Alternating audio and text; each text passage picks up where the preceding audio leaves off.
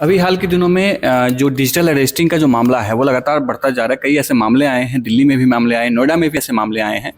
लेकिन एक जो जनता के बीच में अवेयरनेस की कमी है कि अरेस्टिंग का जो एक चलन होता है या पूछताछ की जो बातचीत होती है, पुलिस कैसे आपसे पूछताछ करता है, नियम क्या होते हैं, इस अवेयरनेस की कमी की वजह से लोग इसमें फंसते जा रहे हैं। हमारे साथ में आनंद कुलकर्णी जी हैं, CP law and order Noida के, और हम इनसे जानते हैं कि नियम क्या है, पूछताछ के नियम क्या हैं, या डिजिटल अरेस्टिंग जो होती है, डिजिटल अरेस्टिंग का कोई लॉ है, या क्या ऐसे पर्पजेज हो सकते हैं जिसमें ऑनलाइन पूछताछ की जा सकती है, वो सारी चीज़ जानते हैं, और ताकि आप ऐसे मामलों से बच सके। सर, सबसे पहले ये बताइए कि डिजिटल अरेस्टिंग नाम की कोई चीज़ होती है इंडियन लॉ में या पुलिस प्रशासन में? ये जो डिजिटल अरेस्टिंग है, ये वर्ड आपने इन्वेंट किया है। इस तरह का कोई लॉ में ऐसा कोई डिजिटल अरेस्ट नाम का कोई कंसेप्ट नहीं है। जो भी अरेस्टिंग होती है वो पुलिस गिरफ्तारी उसकी नियमानुसार करती है और उसके परिवार वालों को उसकी सूचना दी जाती है और उसको उसके राइट्स के बारे में भी बताया जाता है और बाकायदा उसकी एंट्री जो है थाने में करके उसको नियरेस्ट कोर्ट के सामने जो है प्रोड्यूस किया जाता है विदिन 24 आवर्स। तो अरेस्टिंग के संबंध में ये स्पष्ट प्रोविज़न है। तो यदि कोई आपको इस तरह की बात कर रहा है कि आप डिजिटल अरेस्ट किया गया है, तो ऐसे सभी व्यक्तियों को जो लीगल मैकेनिज़्म है उसकी हेल्प लेने का अधिकार है और निश्चित रूप से वो आपके साथ इस तरह का कोई साइबर क्राइम या साइबर फ्रॉड कर रहा है। एक बात, जब भी एक फरीदाबाद में मामला आया या जब नोएडा में भी आया, तो बताया गया कि कोई सीनियर अधिकारी है, चाहे कस्टम का हो सकता है, कोई भी ऐसा, वो आपसे ऑनलाइन पूछताछ करना चाहता है। तो क्या ऑनलाइन पूछताछ का प्रावधान है, या अगर है तो किन किन माध्यमों से किया जा सकता है? क्या कोर्ट से आदेश लेना पड़ता है? पूछताछ के अपने प्रोविज़न है, पर जैसे ऑनलाइन पूछताछ जो है जनरली पुलिस ऐसी कोई ऑनलाइन पूछताछ नहीं करती है। आपको बाकायदा रिटन एक नोटिस देके आपको अपना स्टेटमेंट रिकॉर्ड करने के लिए जो है जनरली बुलाया जाता है। कुछ परिस्थितियाँ होंगी अर्जेंट तो आपको टेलीफोनिकली भी इन्फॉर्म करेंगे, पर वो एक एस्टेब्लिशमेंट रहेगा जो कि रिकग्नाइज पुलिस एस्टेब्लिशमेंट रहेगा जिसको आप डिफरेंशिएट कर सकते हैं। तो यदि आपको किसी प्राइवेट एस्टेब्लिशमेंट पे कोई पूछताछ के लिए बुला रहा है तो इसके बारे में आपको सतर्क होने की ज़रूरत है। हो सकता है ये आपके साथ कोई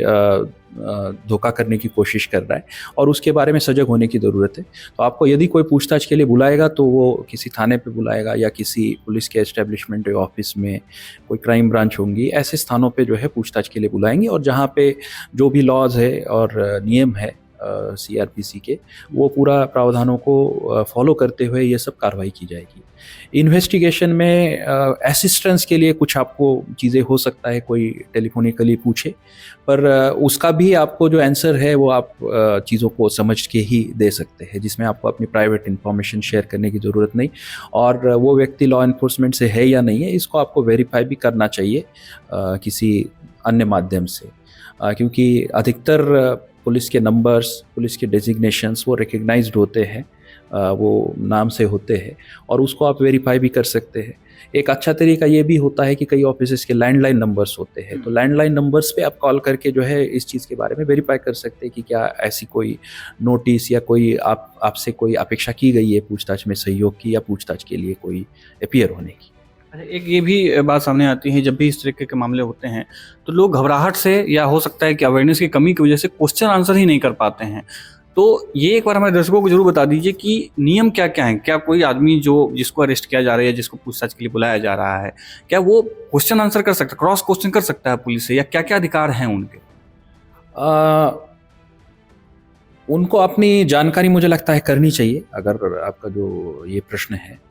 उसके बारे में अगर किया जाए, और यदि आपको उसके बारे में क्रेडेंशियल्स के बारे में डाउट है तो आप अपनी तरफ से ही ये ऑफर करें कि मैं आपका ऑफिस आप बता दीजिए, एड्रेस बता दीजिए, मैं वहाँ पे आके आपको इन्वेस्टिगेशन में जो भी सहयोग चाहिए या जो भी जानकारियाँ चाहिए वो मैं आपको आके दे दूँगा। इस तरह से आप अगर एश्योर करेंगे तो आपको इन सारी चीज़ों से आप बच सकते हैं जो आपको थ्रेटन कर रहा है या जिसके क्रेडेंशियल डाउटफुल है उसके बारे में भी आप बच सकते हैं। आप अपनी तरफ से ऑफर कीजिए कि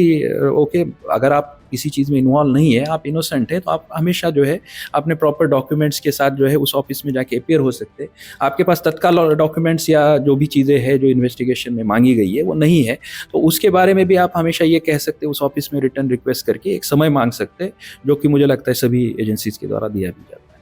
अभी जैसे नोएडा में मामला अभी सेक्टर 34 के एक महिला के साथ ऐसा हुआ था, फरीदाबाद में भी आया है, दिल्ली में भी कई और अन्य राज्यों में भी ऐसे मामले आए हैं। तो क्या नोएडा पुलिस अभी कोई अवेयरनेस प्रोग्राम कर रही है जिससे इस तरीके की चीज़ों को लोग जान सके, कुछ ऐसा? अभी इसके बारे में हम लोग प्लान करेंगे, और पर तमाम जो हमारे प्लेटफॉर्म्स है, इंटरनेट पे जो चीज़ें अवेलेबल है, कि साइबर क्राइम के हर दिन प्रतिदिन जो है नए नए तरीके निकलते जा रहे हैं, और स्पेशली हमें इसके बारे में सभी लोगों को जागरूक रहने की ज़रूरत है कि हम जो अपनी जानकारियाँ शेयर कर रहे हैं, किसके साथ शेयर कर रहे हैं, वो व्यक्ति उस तरह के क्रेडेंशियल रखता है या नहीं रखता है, उसके पास उस तरह की अथॉरिटी नहीं है या नहीं है, इसको वेरीफाई करने की आवश्यकता है। और ये चीज़ें बड़ी आराम से हम लोग वेरीफाई कर सकते हैं, बड़ी आसानी से हम लोग ये चीज़ें कर सकते हैं कि एक जेन्युइन व्यक्ति और एक इस तरह का फ्रॉड व्यक्ति, इनके बारे में हम लोग डिफ्रेंशिएट ज़रूर कर सकते हैं। और जनरली जो भी ऐसी चीज़ें होती है, आप हमेशा अगर कोई आपको पूछताछ के लिए बुला रहा है या कोई है, तो आप रिटर्न में भी रिक्वेस्ट कर सकते हैं कि आप एक नोटिस हमें इस संबंध में भेज दीजिए। फिर हम एक समय भी मांग सकते हैं कि हम इस समय पे अपीयर होंगे कोर्ट आपके ऑफिस में, और आप इन्वेस्टिगेशन में पूरा कोऑपरेट करेंगे। और जब आपका कोई एक्टिव कोल्यूजन किसी क्राइम में नहीं है, तो मेयर की केवल आपके कोई मोबाइल फ़ोन का इसमें यूज़ हुआ है या बैंक अकाउंट यूज़ हुआ है, ये कोई आपकी इन्वॉल्वमेंट का ग्राउंड उसमें नहीं बनता है। अगर ऐसा हुआ भी है, इन एक्चुअल केस भी हुआ है, तो आप अगर प्रॉपर डॉक्यूमेंट्स प्रस्तुत करेंगे जिससे ये प्रूव हो जाए कि आप इस चीज़ में इन्वॉल्व नहीं हैं और आपको डायरेक्ट या इनडायरेक्ट इन्फॉर्मेशन इस चीज़ की नहीं थी, ये अगर आप प्रूव कर सके तो इससे भी आप बच सकते हैं। तो आप सुन रहे थे आनंद कुलकर्णी को, और इन्होंने बताया CP law and order Noida के कि अगर पहले जब इस तरह के कोई संपर्क आपसे कोई करता है तो इस बात का आत्ममंथन आप करिए कि क्या आपने कोई इस तरीके के अपराध किए हैं या कोई आप ऐसे अपराधों में आप संलिप्त रहे हैं। अगर इस तरह की संलिप्तता आपकी नहीं है तो आपको घबराने की जरूरत नहीं है। कोई अगर आपसे कहता है कि हम आपसे पूछताछ करना चाहते हैं तो वो पुलिस से वेरीफाई कर सकते हैं, फ़ोन नंबर पर आप लोग कॉल कर सकते हैं और तत्काल उनसे पूछ सकते हैं कि क्या हम ऐसी चीज़ों को लेकर के हम बाद में अपेयर हो सकते हैं, आप समय भी ले सकते हैं। सबसे आसान तरीका अवेयरनेस ही है ताकि ऐसे फ्रॉड से आप बच सकें। आप देख रहे थे इंडिया डेली लाइव के लिए आदित्य कुमार की रिपोर्ट।